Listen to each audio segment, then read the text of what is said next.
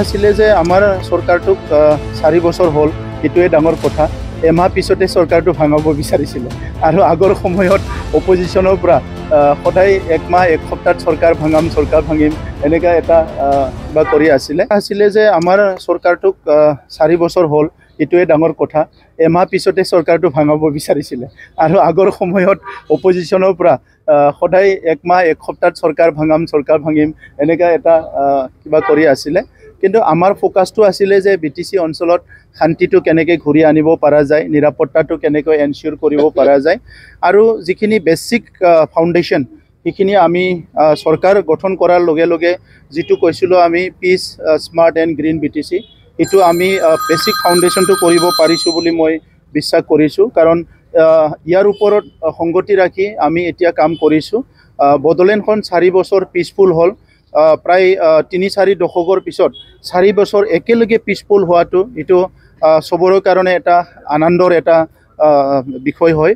ইয়াৰ পিছত যিটো আমি কৈছোঁ গ্ৰীণ মিছন, গ্ৰীণ বড়োলেণ্ড, আগতে বড়োলেণ্ডখন খুব সেউজীয়া আছিলে, কোকৰাঝাৰখন খুব সেউজীয়া আছিলে, গছ গছনি ভৰপূৰ, খুব প্ৰাকৃতিৰ বহুত ধনী হৈ আছিলে। কিন্তু যোৱা কেইবা দশকত ইয়াৰ বনবিলাক ধ্বংস কৰা হ'ল, বিভিন্ন কাৰণত ৱাইল্ড লাইফবিলাকো ধ্বংস কৰা হ'ল। এইটো ৰিগেইন কৰাৰ কাৰণে আমি বহুতখিনি কাম কৰিলোঁ আৰু 4টা বছৰত 2টাকৈ নতুনকৈ নেশ্যনেল পাৰ্ক আমাৰ ৰায়মনা আৰু চিকনাঝাৰ আমি ডিক্লেয়াৰ কৰিব পাৰিছোঁ আৰু তাত গোটেই কমেও আমাৰ প্ৰায় 800 স্কুৱেৰ কিলোমিটাৰ যিখিনি ফৰেষ্ট এৰিয়া সেইটো আমি কনজাৰভেশ্যনত আকৌ আনিব পাৰিছোঁ। চ' গ্ৰীণ বড়োলেণ্ডৰ পিনে আমি বহুতখিনি আগবাঢ়ি গৈছোঁ। স্মাৰ্ট BTRৰ ক্ষেত্ৰত আমি 10খন কাউন্সিলৰ ভিতৰত আমিয়ে প্ৰথম কাউন্সিল য'ত অফিচ আমি আৰম্ভ কৰিছোঁ আৰু ইয়াৰ লগতে আজি ভূমি গোটেই লেণ্ড ডকুমেণ্ট ডিজিটাইজ কৰা হ'ল। লেণ্ড যিবিলাক ভূমিৰ কামবিলাক আমি এতিয়া অনলাইন যোগেদি কৰিবলৈ পাৰিছোঁ। ইয়াৰ লগতে আমি আৰু বাকীখিনি যিবিলাক গ্ৰিভেঞ্চেছ আছে সেইবিলাকো অনলাইনেদি এতিয়া কৰা আৰম্ভ কৰিছোঁ।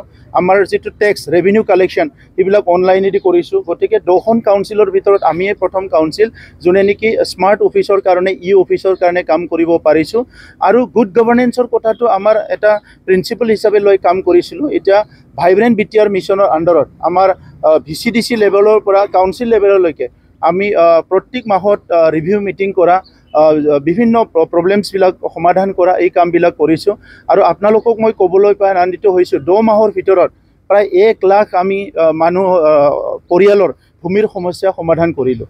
এইটো আমাৰ কাৰণে ডাঙৰ এচিভমেণ্ট। গতিকে আজি BTR অঞ্চলত আৰু এটা প্ৰত্যাহ্বান আছিলে যে জাতি জনগোষ্ঠীৰ মাজত এটা সমন্বয় নাইকিয়া হৈ গৈছিলে, এটা জনগোষ্ঠী আনটো জনগোষ্ঠীক ঘৃণা কৰা, ভয় কৰা, শংকা এনেকুৱা এটা পৰিৱেশ আছিলে আৰু এই 4টা বছৰত এতিয়া বড়ো অবড়ো এই কথাবিলাক মানুহে আলোচনা নকৰে।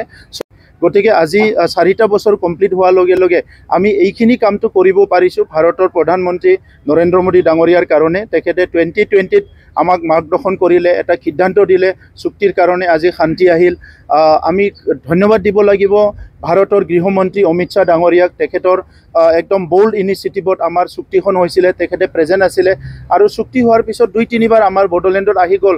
প্ৰত্যেকটো মুহূৰ্তক আমাক মানে তেখেতে খবৰ লয়, তেখেতে সদায় আমাক মানে বিভিন্ন দিশত আমাক ইনস্পায়াৰ কৰে। গতিকে তেখেতক ধন্যবাদ দিব লাগিব আৰু বৰ্তমানৰ অসমৰ মুখ্যমন্ত্ৰী সেই সময়ত তেখেতে মুখ্যমন্ত্ৰী নাছিলে, তথাপিতো শান্তি চুক্তিত তেখেতে সকলোতকৈ বেছি তেখেতে দায়িত্ব লৈছিলে আৰু শান্তি চুক্তি 2020ত কৰিছিলে আৰু মুখ্যমন্ত্ৰী হোৱাৰ পিছত বড়োলেণ্ডখন ভাৰতৰ অইন অঞ্চলৰ নিচিনা, অসমৰ অইন ডিষ্ট্ৰিক্টবিলাকৰ নিচিনা উন্নত হ'ব লাগে। ইয়াৰ কাৰণে আমাক সকলো দিশৰ পৰা সহায় কৰি আছে। মই তেখেতক ধন্যবাদ জনাইছোঁ আৰু সকলোতকৈ আৰু এবাৰ মই ধন্যবাদ দিব বিচাৰিছোঁ যে বড়োলেণ্ড অঞ্চলত 35 লাখ জনসাধাৰণে যিয়ে নেকি পৰিৱৰ্তন বিচাৰিছিলে, শান্তি বিচাৰিছিলে, ভাল এটা পৰিৱেশ বিচাৰিছিলে, চ' তেখেতসকলে আমাক ভালকৈ কাম কৰিবলৈ সুযোগ দিছে। 2-এজন মানুহৰ ক্ৰিটিচিজিম চলি আছে, থাকিব, এইটো বিৰোধী গণতন্ত্ৰ থাকেই, সেইটো আমি ইমান চিন্তা কৰা নাই। কিন্তু পাব্লিক এজ এ হোল বিভিন্ন জনগোষ্ঠী, বড়ো, আদিবাসী, ৰাজবংশী, মাইনৰিটি, বঙালী, যিমান জনগোষ্ঠী আছে আমাৰ সেই সকলো জনগোষ্ঠীয়ে আমাক সহায় কৰিছে। সেইকাৰণে মই ধন্যবাদ জনাইছোঁ।